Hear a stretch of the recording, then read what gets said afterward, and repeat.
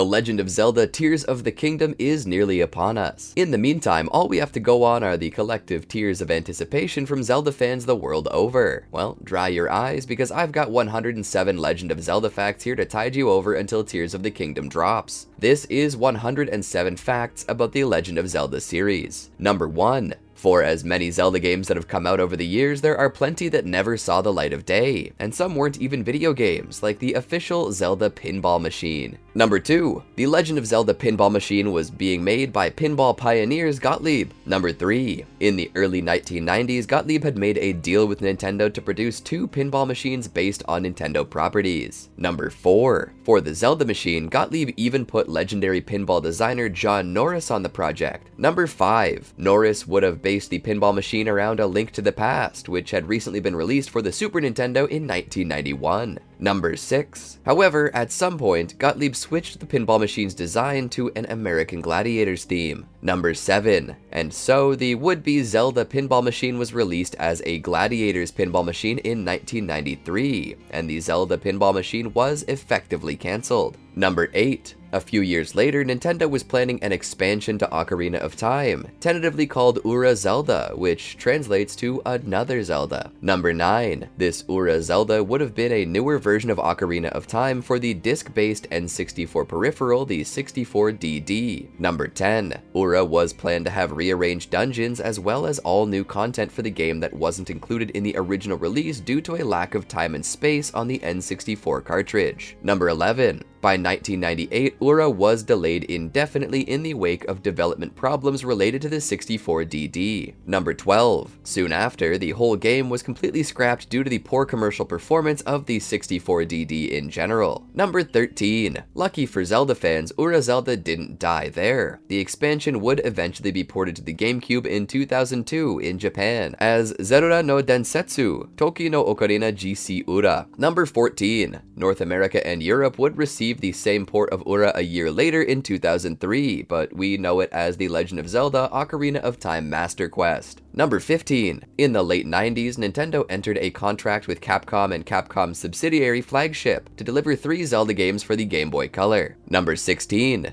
These Capcom Zelda games were helmed by Yoshiki Okamoto. Flagship is his company, but he'd previously worked for Capcom on titles like Final Fight, Street Fighter II, and even Resident Evil. Number 17. The 3 games would be part of what Nintendo internally called the Triforce series, all under the umbrella name of the series, The Legend of Zelda: The Mysterious Acorn. Number 18. Each of the 3 games would be based on a piece of the Triforce, with each game having its own unique theme and gameplay focus. Number 19. The Chapter of Power would focus more on action and center around 4 seasons, with the Rod of Seasons letting players change the season to affect the game world. Number 20. The Chapter of Wisdom would be more centered around puzzles. This version was heavily based on colors, from the tools you use to the areas players visit. Number 21. The Chapter of Courage would be based on the concept of time, having the player travel to different times of day, morning, noon, evening, and night to solve puzzles. Number 22. Each game would feature its own respective Oracle character from Zelda lore as a major player in the story. Din would be in the Chapter of Power, Nehru in the Chapter of Wisdom, and Faror in the Chapter of Courage. Number 23. For the US release, the names of the chapters were changed to the Mystical Seed of Power, Wisdom, and Courage, respectively. Number 24. Also, each game was anticipated to be compatible with cell phone adapters as a way of connecting with each other. Think of it as a sort of wireless link cable. Number 25. To this day, it's hard to tell exactly just how they'd interact with each other, but Nintendo and Capcom planned for each game to be released about 6 weeks apart from each other to get people excited about the cross-game play. Number 26. If all of this sounds overly ambitious, it was. By 2000, the trilogy was scaled back to just 2 games due to limitations and complications that arose from the inter-game password system. Yeah, and the whole cell phone angle was completely dropped. Number 27. The 2 games that made the cut were Mystical Seed of Power and Wisdom, eventually released in 2001 as Oracle of Seasons and Ages, respectively. Number 28. As for Mystical Seed of Courage, it never saw the light of day. However, the cancelled game still lives on as a reference in a different Capcom-made Zelda game, the Minish Cap for the Game Boy Advance. Number 29. Faror appears in both Oracle games, but also in the Minish Cap. However, of the 3 Oracles in the Minish Cap, she's the only one who does not have a house, a callback to her displaced would-be game for the Game Boy Color. Number 30. Fast forwarding to 2011, Nintendo had planned to release a Legend of Zelda compilation to celebrate the series' 25th anniversary. Number 31. The compilation would be similar to the Legend of Zelda collection from 2003 on the GameCube that included Zelda 1, 2, Ocarina of Time, and Majora's, only this one would be on the Wii. Number 32. No telling what games would have been on it, and we'll never find out. Nintendo cancelled it because then Nintendo president Satoru Iwata and Shigeru Miyamoto thought it would be too similar to the Mario 25th Anniversary Collection released a year prior. Number 33. At one point, Retro Studios used to have their hands on the Zelda license. They're best known these days as the devs of Metroid Prime and the Donkey Kong Country Returns series. Years ago, Retro actually worked on 2 different Zelda projects. Number 34. The first one was only revealed in May 2020 by Sammy Hall, an artist contracted by Retro Studios. He showed off some concept art from when he worked on the game between 2005 and 2008. Number 35. Based on Hall's art, this game was planned to have a much darker tone for Zelda, more akin to Twilight Princess, which had released in 2006. Number 36. According to the art, the game didn't even star Link, but instead a male Sheik. The plot of the game would explore the origins of the character's journey actually becoming Master Sword. Number 37. The darker imagery Hall shared included a petrified Deku tree, a windfish-esque creature called a Kindlerfish, and a tribe of Dark Gerudo. Number 38. By Hall's account, the story of this game would take place during the bad ending of Ocarina of Time, where the Dark Gerudo are giving their 100-year birth to Ganon, likely a reference to a new incarnation of Ganondorf. Number 39. All that sounds pretty cool, if not a little different for Zelda, but how did it play? Well, Paul Tozor, a developer at Retro Studios at the time, did not have kind words about the project. Number 40. When approached after Hall's concept art went public, Tozor called the game an experiment gone wrong that happened to be set in the Zelda universe. He also added that at no point was it really anything like Zelda. Number 41. Based around the Wii hardware, the gameplay consisted of the main Sheik character standing in place as you attack wolves by waggling the Wiimote. It essentially boiled down to baby's first whack-a-mole. Number 42. According to Tozur, this hyper-simple gameplay was Retro taking a hint from Link's crossbow training, arguing that simple gameplay was the way of the future. Number 43. Also, strangely, the main Sheik character would travel the overworld with battles being completely separate instances, similar to a traditional JRPG. Number 44. Retro developed this build over the course of about 9 months without any input or oversight from Nintendo before they presented their work to the higher-ups. Number 45. When they did, Nintendo pretty much hated what they saw and immediately rejected it. However, Tozor has clarified that he wasn't there for the meeting, so it is possible his managers at Retro never even brought the prototype to Nintendo's higher-ups at all. Number 46. So, the Sheik game blew up on the launchpad, but Retro's other Zelda games showed more promise. It even made it far enough to receive a title, Heroes of Hyrule. Number 47. Heroes of Hyrule would have featured 3 main characters, a Goron, a Zora, and a Rito. These titular heroes would be tasked with rescuing Link after Ganon captures him while he's trying to save Zelda. Number 48. They succeed, and Ganon gets trapped in a spellbook, which Link watches over for the next 100 years, growing old as he runs an antique shop. Unfortunately, there's no telling where the story goes from there. Number 49.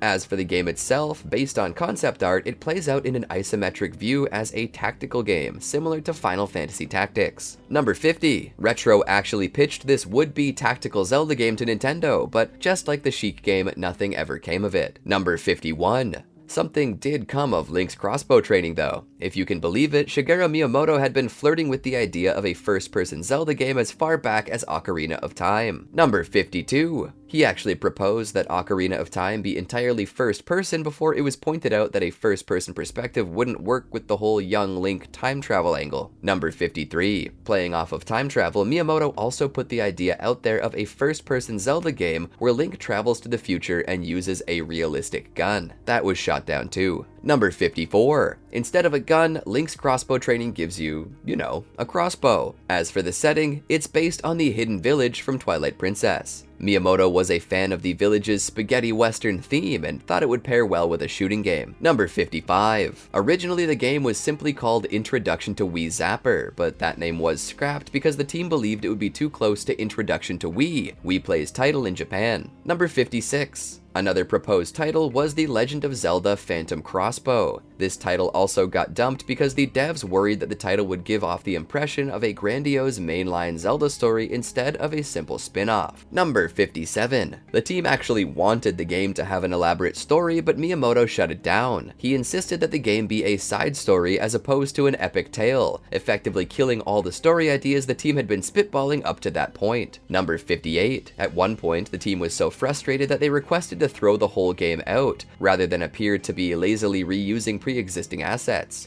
However, Miyamoto doubled down, insisting that they create a playable prototype. Number 59. From there, Nintendo of America assembled a focus group of hardcore Zelda fans and had them play the Link's Crossbow training prototype. Miyamoto told his team that if the players didn't have fun, he'd back off and the project would be no more. Number 60. Sure enough, the Zelda fans had a blast. Any and all notes were sent to the dev team to incorporate in future builds and eventually, the final game. Number 61. Well, that final game would release in North America in November of 2007, trickling into other regions in the following months. Link's Crossbow Training didn't even hit Japan until May 1st, 2008. Number 62. The game included the Wii Zapper peripheral, the very first game to do so. Actually, the whole game was designed around a prototype Wii Zapper, a Wiimote nunchuck setup crudely Frankenstein together with rubber bands. Number 63. While Link's Crossbow Training is one of the more famous or infamous spin-offs, it's hardly the first. There's also BS Zelda no Densetsu, first released in 1995 for the Satellaview. Number 64. Basically, the Satellaview was an add-on for the Super Nintendo that allowed it to receive radio signals. Players would receive broadcasts of games that they could then play on the Satellaview. The BS in BS Zelda no Densetsu actually stands for Broadcast Satellite, the system used to distribute the signals. Number 65. BS Zelda no Densetsu was actually the first radio-integrated game ever, and the first of the Zelda series released by Nintendo to feature fully acted dialogue and narration. Number 66. Sure, the Legend of Zelda Philips CDI games technically did it first with their voice acting a few years earlier, but they weren't sanctioned by Nintendo, so they don't really count. Number 67. However, BS Zelda doesn't even star Link himself, but instead a generic hero of light, portrayed by the player's Satellaview avatar. All the other Legend of Zelda pieces are still there though. Rescuing Zelda, defeating Ganon, the whole thing. It's pretty much based on the first Zelda game for the NES. Number 68. So, how did it play? Well, the whole game played out while adhering to a strict in-game clock. At certain times, the game pauses and a message appears. Listen closely. At that point, the narrator of the game chimes in, either giving the player a new power or warning them about something going down in a different part of the map. Number 69. The whole time, players can see the in-game clock on screen, called Zelda time. The clock matched real-world timing and would not stop even if you paused the game. The clock was also tied to in-game events like fairies appearing, the stunning and killing of all enemies in a room, or even granting unlimited item use for a time. Number 70. To properly beat out plot points in real time, the whole game was spread into 4 parts across 4 different broadcasts throughout the month of August, each only available to download within a 1-hour window. Number 71. This all sounds niche as hell, but it actually ended up being super popular when it first dropped in Japan. The first BS Zelda was popular enough to spawn 3 follow-ups. The first arrived later in 1995 as BS Zelda no Densetsu Map 2, a reworked, remixed version of the original broadcast with different dungeon layouts and item locations. Number 72. That was followed with 2 different Satellaview Zelda games inspired by Link to the Past, BS Zelda no Densetsu Inashie no Sekiban and Zelda no Densetsu Kamigami no Triforce. Number 73. While the latter is more or less a straightforward Satellaview port of A Link to the Past, Inashie no Sekiban took more liberties with the plot, again featuring a player-made avatar as the main character instead of Link. Number 74. Because of the live broadcast nature of these Satellaview games, Nintendo has never released any kind of hard copy version since their original broadcasts in the late 90s. Nowadays, the only way to get your hands on them is through the use of emulators. Number 75. If you're looking for even weirder spin-offs, then you'll be happy to hear that Tingle has his own series of games. Tingle first got his own game on the Nintendo DS, starting in 2006, with freshly picked Tingle's Rosy Rupee Land. Number 76. The plot is essentially Tingle's origin story. You start off the game as a lonely, lazy 35-year-old man that you get to name. A voice compels him to a natural pool west of his house. It's the voice of the enigmatic Uncle Rupee. Number 77. Uncle Rupee entices the man into a Faustian bargain. Collect enough rupees to build a tower from the pool all the way up to the paradise of Rupee Land. However, rupees become the source of life. If he hits 0, he dies. Number 78. Then Uncle Rupee gives him the classic green getup, changes his name to Tingle, and sends him off into the world to collect rupees across 3 continents in the hopes of reaching Nirvana in Rupee Land. Number 79. Of course, Uncle Rupee turns out to be a complete grifter, embezzling all the rupees to take over Rupee Land for himself, pulling the rug out from under Tingle's feet, and so Tingle and Uncle Rupee duke it out. Number 80. After Tingle beats Uncle Rupee, there are actually 2 different endings that can play out. If Tingle finds all of what's called the rupee goods before the final battle, then he gives into his greed, living out the rest of his days in hedonism and luxury in Rupee Land. Number 81. If he doesn't find all the rupee goods, then he returns to his normal life, but the world is at peace and it starts raining rupees. Number 82. Freshly picked Tingle's Rosy Rupee Land never released in North America, but it did come out in Europe in 2007, a year after the Japanese release. Number 83. Playing the game, you earn money by completing dungeons with some puzzle elements thrown in. You know, standard Zelda fare. However, there is an additional mechanic where you barter with NPCs. Number 84. It's simple. You name your price to buy items and information. If the price you offer is too low, you won't get anything. On the other hand, if it's too high, you may be getting ripped off. It's all about striking a balance. Number 85. The first Tingle game even got a sequel, Irozuki Tingle no Koi no Balloon Trip, or Ripened Tingle's Balloon Trip of Love. This one was only released in Japan in August of 2009. Number 86. This time around, Tingle has some help from 3 different buddies he meets on his adventure: Kakashi the Scarecrow, Buriki the Tin Robot Woman, and a lion named Lion. Sound familiar? These 3 characters are based on the Scarecrow, Tin Man, and Cowardly Lion from The Wizard of Oz. Number 88. Where the first Tingle game had bartering, Ripened Tingle's Balloon Trip of Love had its own unique flair: romance. There are 5 different ladies that Tingle must woo with gifts and smooth words to progress in the game's story. Number 89. More innocently, Tingle also got his own version of Balloon Fight for the DS in 2007, but it was only available for members of Nintendo's Platinum Club at the time. Number 90. I promise though, not every Zelda spin-off has Tingle in the spotlight. Just look at Cadence of Hyrule. It's a Legend of Zelda version of the rhythm-based indie dungeon crawler Crypt of the Necrodancer. Number 90. Like Crypt of the Necrodancer, Cadence of Hyrule was directed by Necrodancer creator Ryan Clark at Brace Yourself Games. Number 92. The crossover came about when Clark approached Nintendo with the possibility of including Zelda-centric DLC for Crypt of the Necrodancer's Switch port. Number 93. Nintendo was so impressed by Crypt of the Necrodancer that they took it a step further and gave Brace Yourself Games access to the Zelda license to make a whole game around the property, not just DLC. Number 94. It's pretty out of character for Nintendo to lend license to an indie studio like Brace Yourself Games. When they do collaborate with third parties, they usually only buddy up with larger studios and publishers. Number 95. For example, they lent the Zelda license to Koei Tecmo to make Hyrule Warriors, a Legend of Zelda version of the long-standing Dynasty Warriors series. It was first released in 2014 for the Wii U. Number 96. Team Ninja lead developer Yosuke Hayashi and Koei Tecmo executive vice president Hisashi Koinuma were talking about possible Warriors Nintendo collaborations. They went with Zelda because they loved the series. Number 97. When they proposed the collab to Eiji Aonuma, Zelda's series director, they used their One Piece Warriors game One Piece Pirate Warriors as an example for the feel of the game and how a collab would work. Number 98. Well, Aonuma was impressed. Nintendo went for it, and Aonuma was even put on the game as a supervisor. Number 99. Koei Tecmo pulled out all the stops to make Hyrule Warriors. While Warriors titles are usually developed by the studio Omega Force,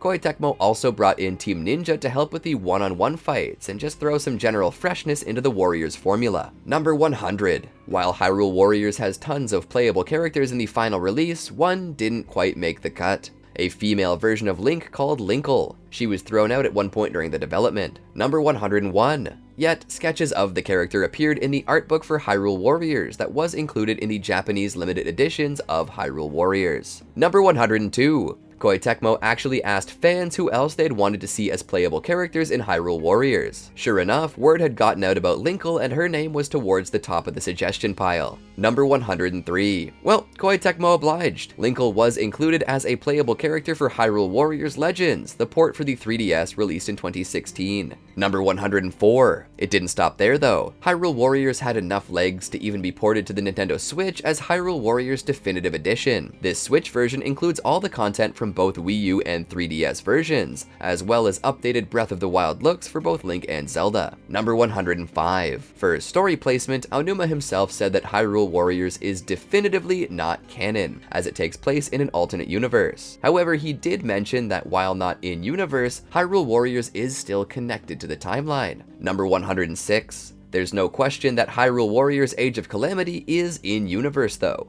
This Warriors follow-up serves as a prequel, taking place 100 years before Breath of the Wild during the Great Calamity. Number 107. Nintendo and the Zelda team were much more hands-on this time around. They collaborated directly with Koei Tecmo on everything from game direction, the world itself, and even all of the game's dialogue. Breath of the Wild prequels are nice and everything, but I can think of something better. A Breath of the Wild sequel. Wrap your head around that. Also, wrap your finger around the subscribe button and give it a firm but loving push for more 107 Facts videos like this on the leaderboard.